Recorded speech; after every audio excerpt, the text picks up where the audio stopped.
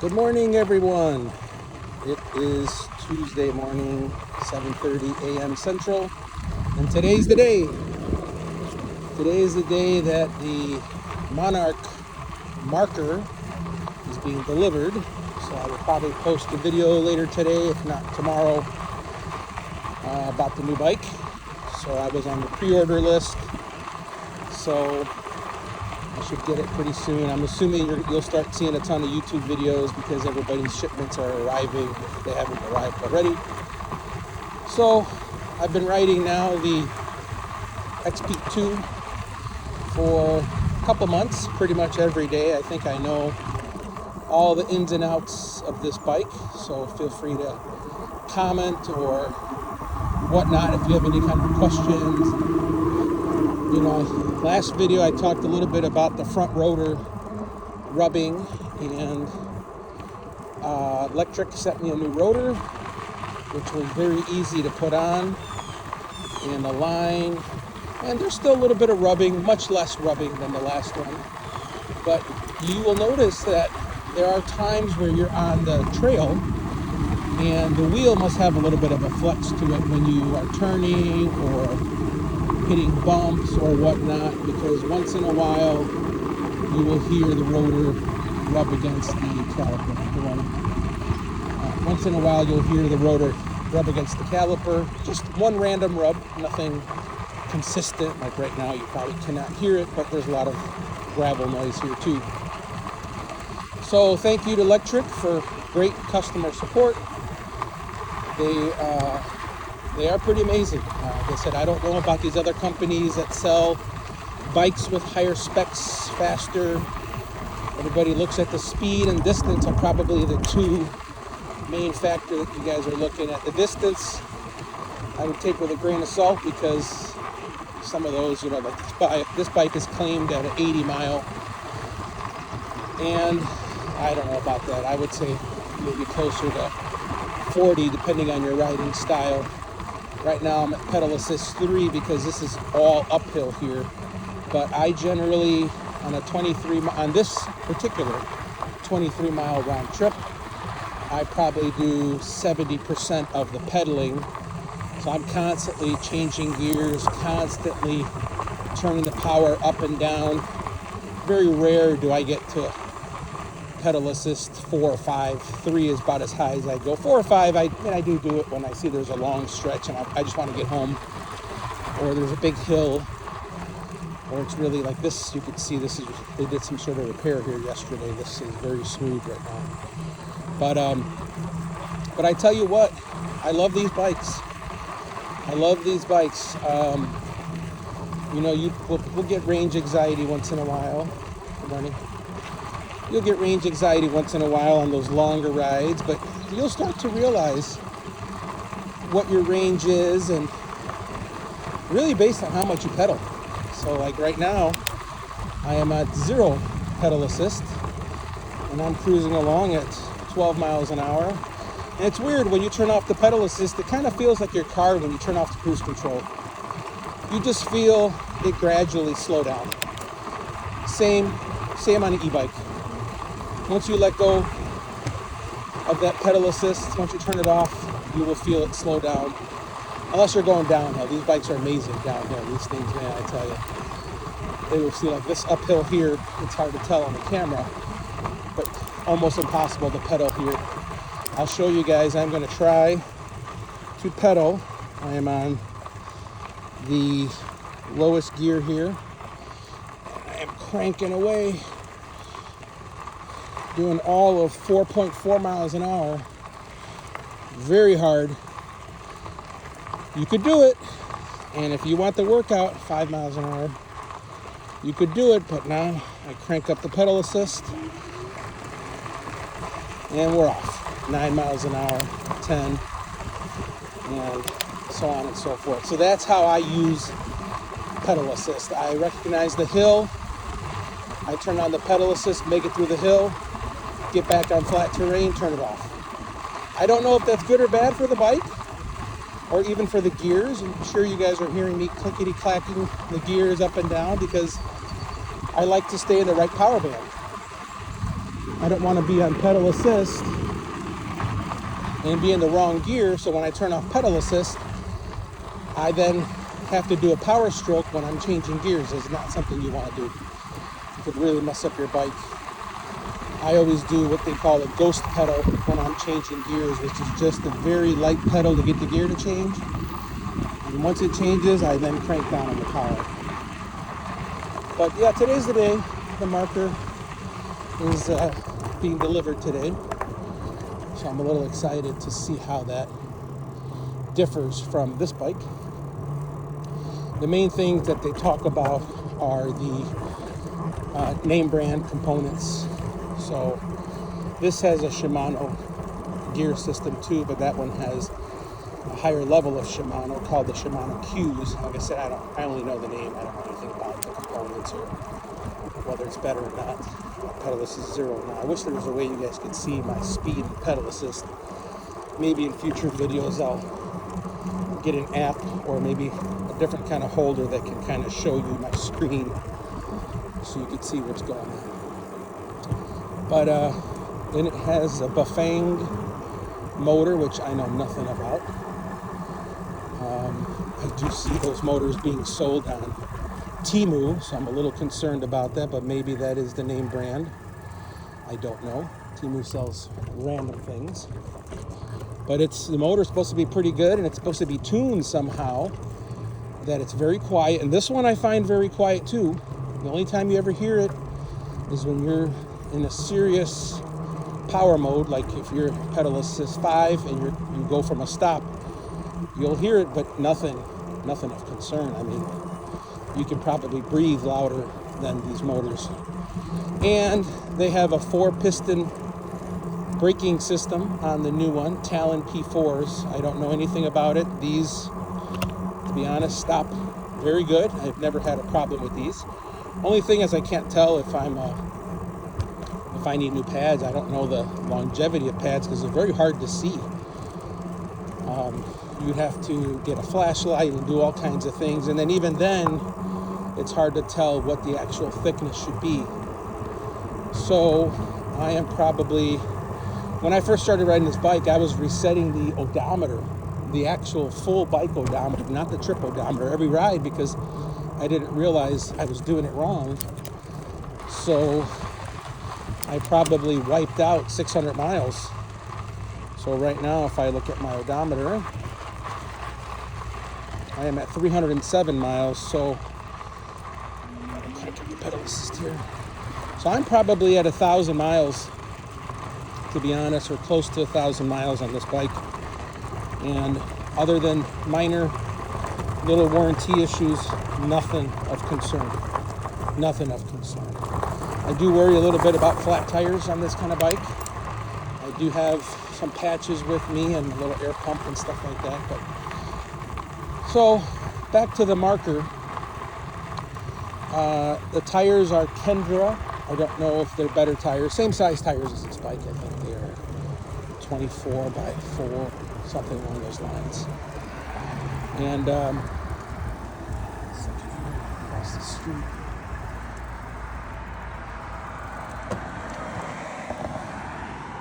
So it's maybe a more widely known tire manufacturer.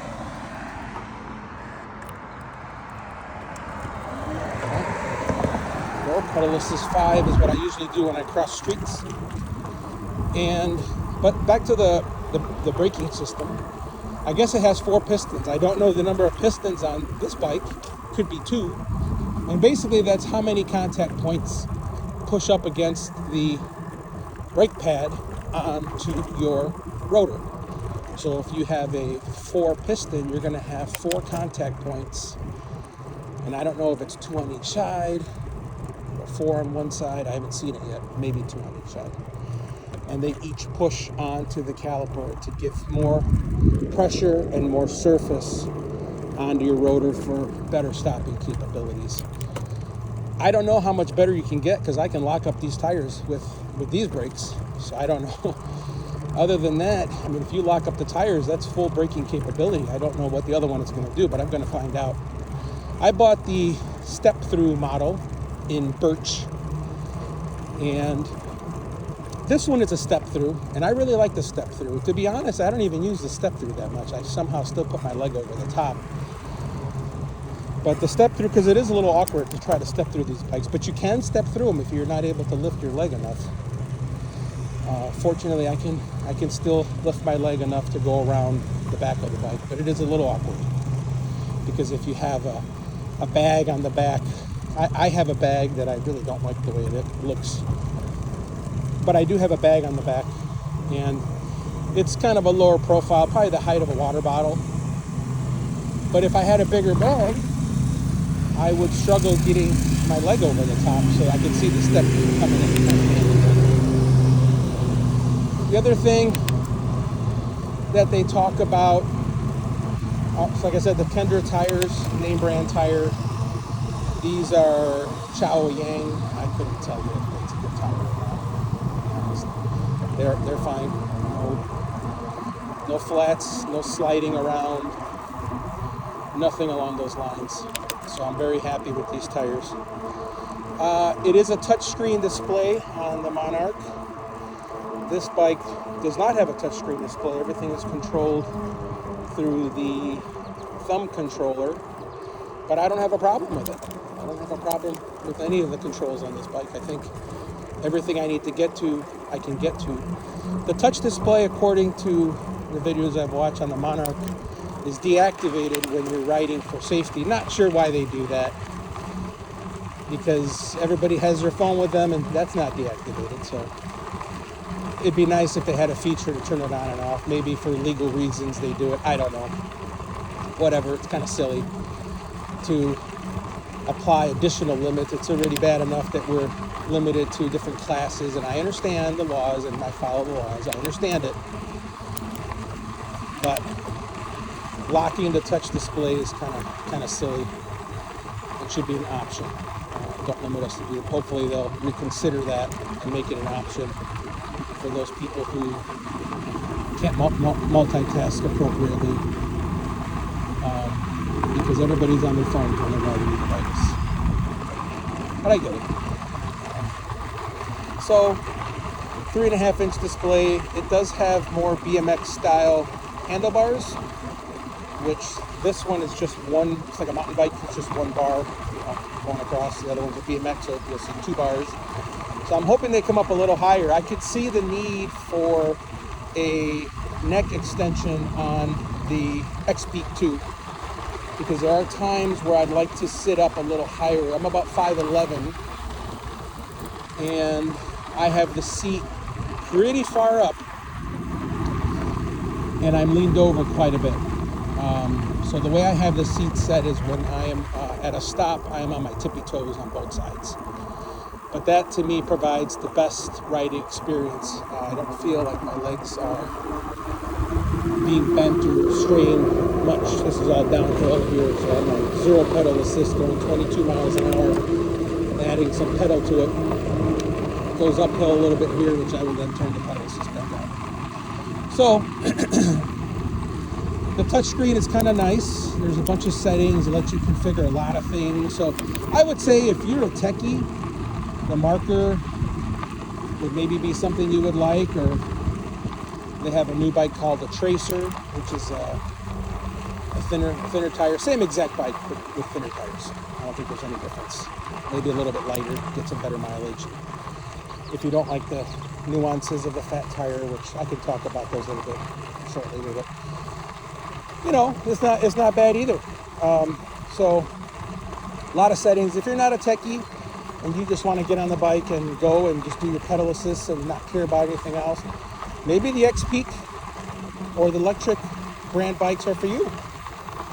But if you're a little bit of a techie like me, the new Marker has Bluetooth capabilities to your phone. They're coming out with an app, if not already. I looked yesterday, I could not find it, but maybe there's a special link that they'll send, I don't know.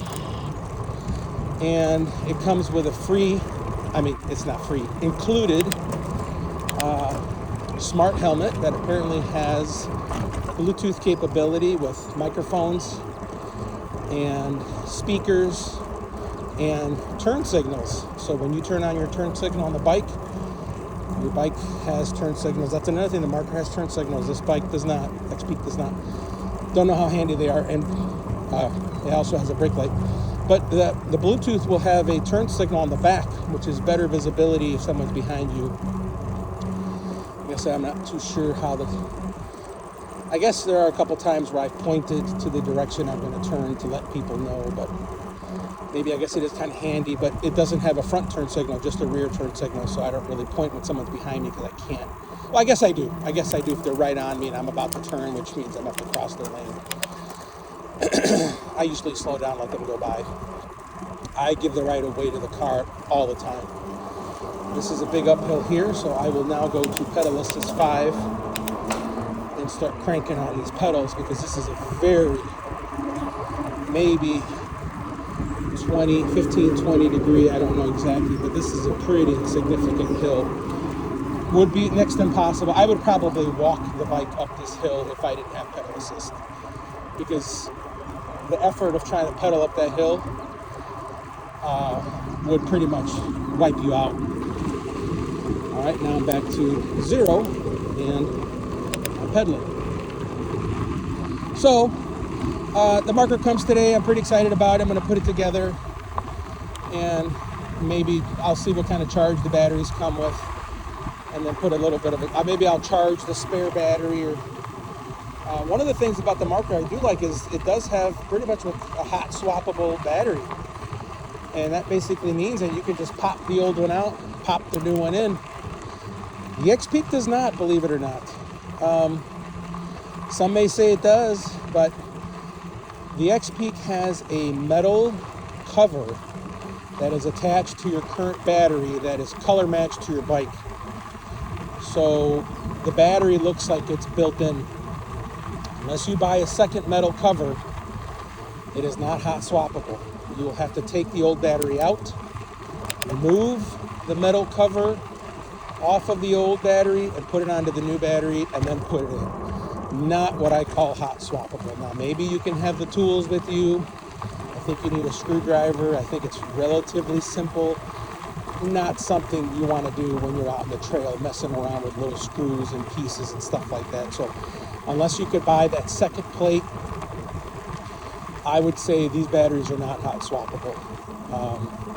And I don't know if you can install the second battery and ride it around in an emergency without the cover plate. I would not recommend that, because every time I get home, I see all kinds of stuff on the cover plate of the X-Peak.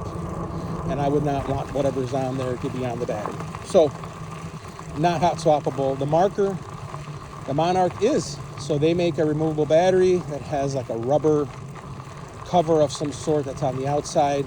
It's a generic cover, not color matched to your bike. So if you bought the Monarch and the Tracer, you would in theory have 4 batteries that you can swap on either bike. So I think that's Monarch's thing, is they're giving you, this is a 20 amp hour long range battery. So it is kind of a big battery. I don't know the size of the Marker, but the Marker I think is don't quote me, 17 amp. But it is maybe a little bit of a smaller battery. But they give you 2 of them. So they'll give you a range of 120 miles is what they say, but that's if you want to carry this battery. The battery on this bike is very heavy. See here, this is something right here, very soft trail. I don't know what a thin tire bike would do there. You may get stuck. I don't know. But so the Marker has the 2 batteries, which is sweet, but I'm trying, when I go bike riding here, I'm trying to carry as little as possible. I've seen people on e-bikes, and you could almost 100% pick out an e-bike rider over a regular rider just because of the amount of gear that they have with them on the e-bike. And it's not, the bike itself does look beefier, the e-bike does, but the amount of gear people bring with is really adds a lot of weight to the bike. So that tells me that they are almost 100% on pedal assist the whole time. They've got the bags on the back, knee pads, shoulder pads, mirrors, everything. And when you compare that to when you see people on the trail that are on just regular bikes, they just have a helmet and maybe their phone, which is, they don't even have a phone mount, they have a phone in the pocket. Nothing wrong with it, but I don't know, I feel like if my battery cut out on me, and I needed to pedal, I don't want all that extra weight. So like right now I have a little bit of a DOP kit bag on the back with a bungee cord. I do not like the way that looks. So at some point I may 3D print a case, or I'm trying to find a plastic case that's very low profile that I can cut the molding out for all the equipment that I have, and it'll just kind of fit into its spot with a hinge on the long side. That's me personally. But yeah, these e-bike riders, they really come out here with a lot of gear. I mean, lunch, food, everything, because they're on pedal assist, so they really can't feel the weight until they turn off that pedal assist. That thing becomes just a brick. I mean, it is a tank. And I've had the battery on this bike cut out on me where it's accidentally gone into sleep mode, and thank goodness I carry the key with me now. So that's another tip from me, from Alex, is take the key with you, attach it to the bike if you want, or keep it in your pocket. I have mine attached to the bike because I'm not pulling over, going into like a restaurant, locking up my bike. If I did, I'd take the key off. It's not really easy to take off, but I would. It's just the key prevents the battery from being pulled out. There's nothing to do with starting the bike. They can still jump on this bike and go. So I am on pedal assist 0 here, and I think I'm coming up on a slight incline, which I'm going to pedal through it because it's enough for me to handle, and I think it goes downhill after that. So, yeah, like I said, if you're going to ride these bikes, an e-bike, it's up to you how much gear you want to bring and how far you want to go and what your pedaling capability is. If you plan on jumping on the bike, leaving it on pedal assist for the entire time, your range will suffer, but as long as your ride is covered by the range, no real big problem there. My 23-mile ride, I could probably leave it on pedal assist 3 the entire ride and not have a problem. Make the whole thing no problem. Get back, and my battery voltage will be maybe in the 47, 46 range. Which, that's another thing you guys will figure out too. The voltage meter on the Lectric is not entirely accurate. I think it's like a glance at what it is. If you want more accuracy, you could toggle through the menu to show you the voltage meter. So like my voltage right now is at 52.7. I'm on pedal assist 3 because this is an uphill. But when I turn it off, it may go back up to 53. And I think 54 is your starting voltage. 53, 54 is your starting voltage on a 100% charged battery. And 42 would be a dead battery. So just keep those numbers, and if you want to do 52 to 42 for sake of simplicity, that's fine too. But the closer you get to 42, the more drained your battery is, even though your gauge may show something different. So here, the long straightaway, I'll usually go to pedal assist 5, crank up the mileage. Usually not many people here. I mentioned in the previous video, I don't like to whiz by people at full speed. I will slow down. But nobody here doing 20 miles an hour. Very easy to do 20 on these bikes with the torque sensor. If I hammer down like this, I can get it up to, there we go, 24, 25, and then I'll start to slow down. We're getting into turns here, pedal assist off, get my gears to more appropriate speed, and let the bike just slow down. These bikes do slow down pretty quickly. Another conversation I'd like to have with you guys is the difference between a fat tire bike and a traditional cruiser style mountain bike. So I think that was the two kind of bikes that Monarch came out with for their launches. The Tracer, which is their newer bike that they'll begin shipping at the end of this month. So, good morning. And that is a thinner type tire bike, maybe 2-inch wide versus these 4-inch tires.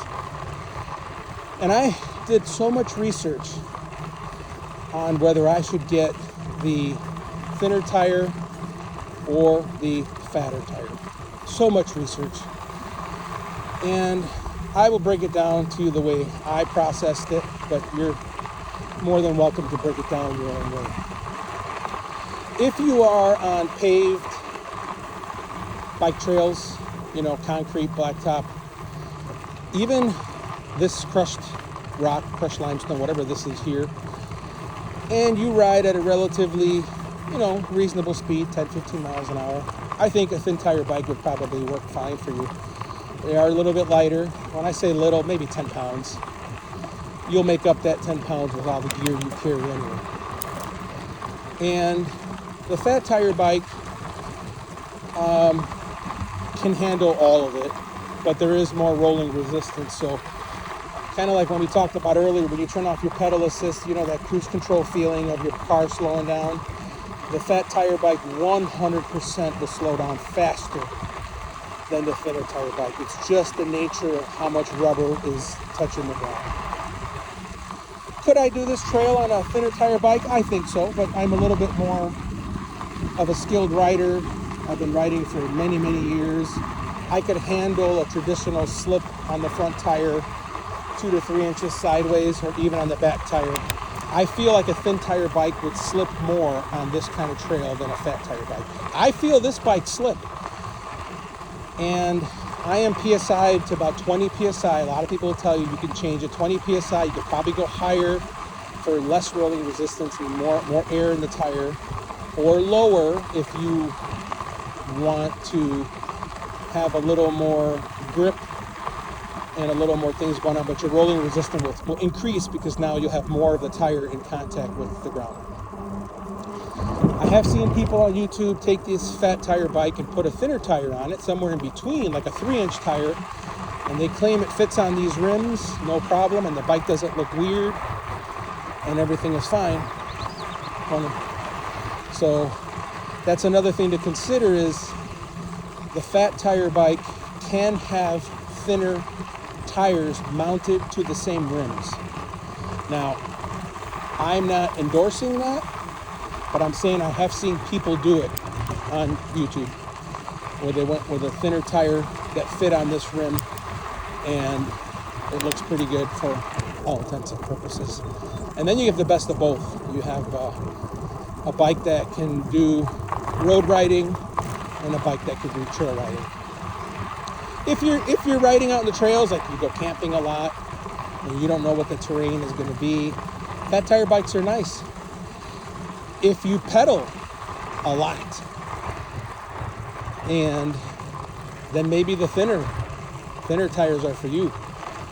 So something to keep in mind, something to think about all the times here when you are with these bikes. There's a lot of nuances with a fat tire bike. It is a bigger bike all around. And if you're doing a lot of technical turning and maneuvering, like if you were in the city, fat tire bike would be a little bit harder, but it's not to the point where you can't turn. I could easily turn on this bike. You can see here, no problem. But there is more tire and just more things going on. People say you're more prone to flats. Well, yeah, because you got more tire on the ground. So if there's a little nail or a screw on the ground, your odds are greater you're going to hit it with a fatter tire. So, but the fat tire bikes do look nicer. So if you like the look, and the fat tire bikes are more comfortable because you have more air you're riding on. So they are more comfortable with the bumps. So if you have joint problems and hip problems and the bumps are really problematic to you, maybe a fat tire bike is for you, and you just use the pedal assist to compensate for the rolling resistance. And that's fine too.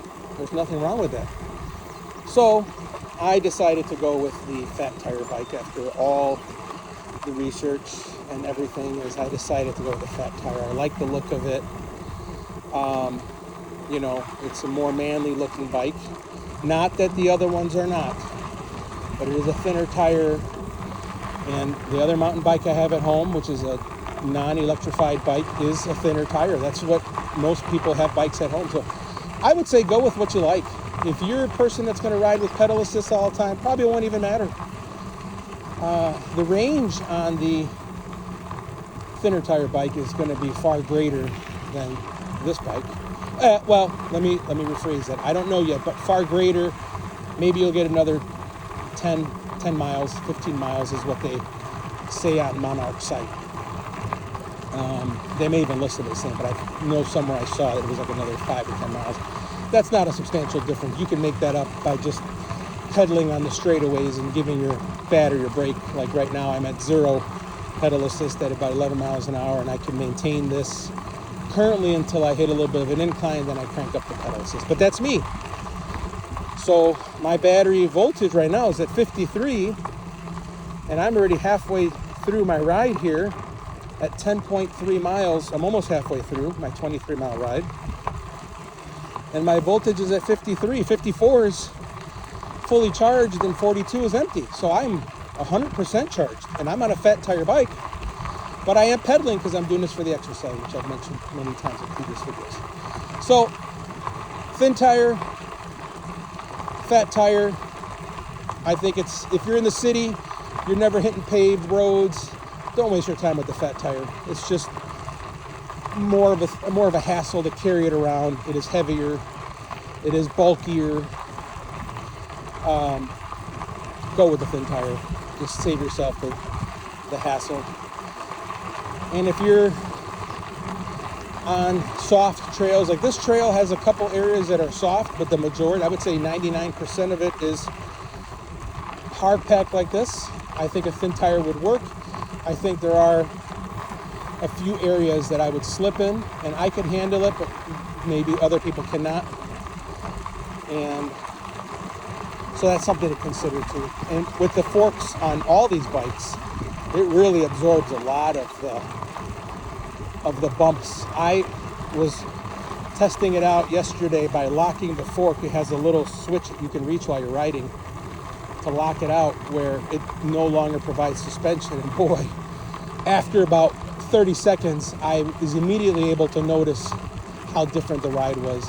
I felt every bump, everything on my arms, my shoulders, my wrists, everything was just absorbing. And I did not like the feel of that. Morning.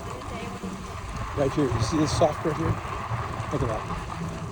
Thin tire bike will go through that, no problem. But if you have to turn in that, you will 100% slip, because I could slip right now on a fat tire bike. You will 100% have a little bit of slippage, and not enough to make you fall, but enough to make you feel maybe a little uneasy. So something to consider. I am in the Rollins Savannah right now, and I'm coming up to pretty much the halfway point of my bike ride, which this is in Grays Lake, Illinois somewhere. It's hard to tell when you're on these trails. When you look at the Google Maps and you zoom out, you'll start to recognize where you really are, because these trails, they're really hidden. And unless you look at a map to see where you're at, it is kind of hard to tell where you're at, because you don't drive your car here. But I didn't realize until I looked at a map of the trail how close I was to areas that I frequently visit in my car. I'm like, wow, I never knew that. I was right there next to that place I go to, that restaurant or whatnot. So it's kind of funny. That's another interesting thing that you'll find when you're bike riding. They zigzag these trails in, just drop them in the middle of nowhere, and kind of don't really know where you are until you look at a map and zoom out or see a road sign or something. So yeah, pretty excited today with the Maker showing up today. I'm not a big fan of the name or the marker. The Marker. See, I keep saying Maker. I don't know. That may be Maker's Mark. I keep thinking of the liquor. So it's called the Monarc Marker. And then the Tracer is the newer one that has not shipped yet. But there's a ton of people who get those to do reviews on. I'd like to do reviews on these bikes too. I think I will start posting much more videos when I ride around the Marker. because I feel like I have enough knowledge on the XP2, and I would highly recommend this bike for those that don't want to deal with too much technology. Now, all these bikes have technology. They all do, but some have more than others. And this bike is, I would say, on the lower end of maybe the lower end of tech. Not with all e-bikes. They may have some that are lower, but Lectric versus Monarch. Monarch has all the Bluetooth capabilities. I'm hoping it's pretty seamless. Every time I start to connect Bluetooth devices and do all this kind of stuff, inherently it'll disconnect, something will happen, and you spend half your ride trying to troubleshoot what's going on. So, more to come. That bike's coming today. I will build it today, charge it today, take it for a little test ride today, maybe even come back and do this trail today. I've been trying to get my wife to come riding with me. I don't know if she'll come out this early, but maybe, good morning, maybe she'll come back this afternoon. And I'll gladly do it again. On these e-bikes, you have the capability of being able to do that. I have to charge this bike up. Another interesting thing that I don't have confirmation on, but I will this afternoon. Now, the Monarch bikes are a off-brand of, or sister brand of Lectric. The Lectric bikes come with the slow charger. It's a 3 amp, I don't exactly know the amp, but slow charger, 5, 6, 7 hours to charge battery full.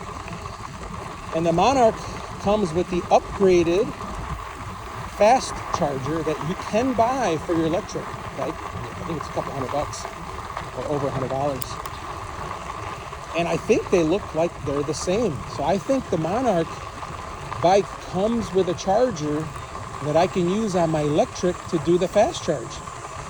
I've looked at every video, I've paused, I've zoomed in. And these bikes have, I don't know if it's called a 3-port, but you can see it's got 3 things inside the plug.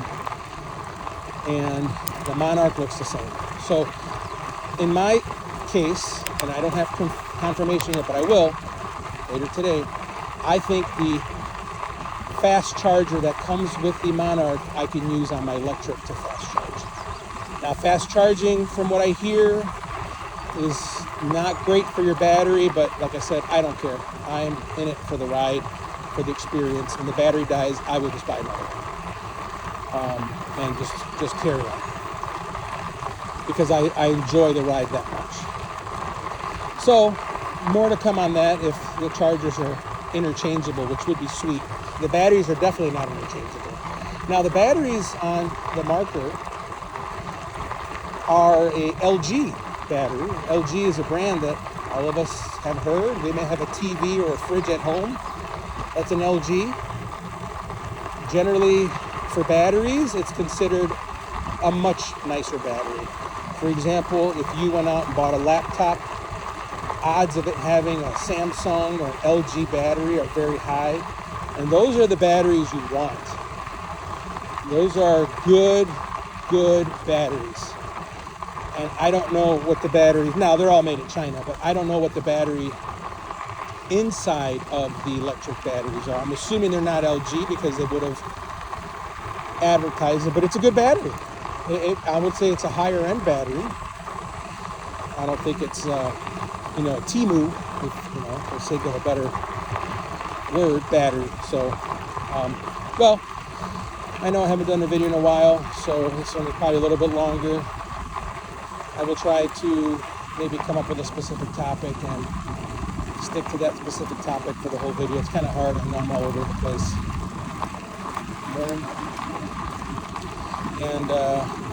But that's it for today. So, any questions, feel free to ask. Like, comment, subscribe, all that fun stuff. And we'll talk to you guys later. Over and out.